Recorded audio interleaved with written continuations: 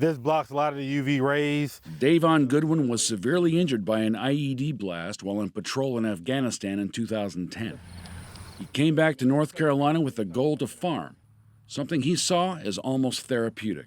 Turned into kind of a business model and something I have a high level of passion for, because I need to be able to mitigate my risk. But climate change has put a strain on that business model. He's now $400,000 in debt and concerned about the impact that may have on his family. His small 42-acre grape farm in the Sandhills region remains vulnerable. In 2016, Hurricane Matthew destroyed 40% of his crop. The property that we're standing on now was actually underwater. And so that was kind of one of those things that is very scary to us, because the fact that will probably happen again.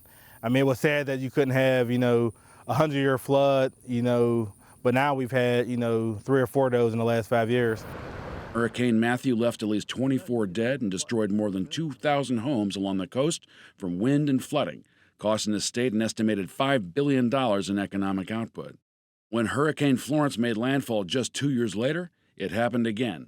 Over a 4-day period, over 9 trillion gallons of water poured over the eastern and central part of the state, killing at least 30 and costing the state over $1 billion in crop and livestock losses. It became known as a new flood of record for the area. And so that's the thing that keeps you up at night. Every time we look at the weather when there's a hurricane, will we be able to brace ourselves enough to be able to recover?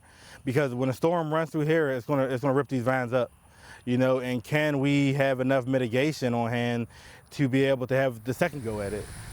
Larger farms have the resources to absorb losses, and mitigation costs money. Goodwin says he's spent tens of thousands of dollars on resiliency efforts, such as adding vegetables to his crops, but he says another major flood could wipe him and his family out.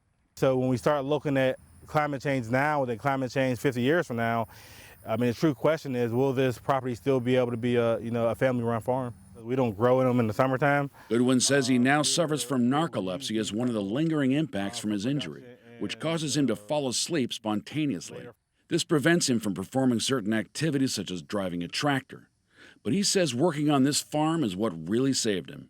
I think it's a dream to be able to do this and to feed my community, but it's also the nightmare, if we're not able to sustain this over a long period of time.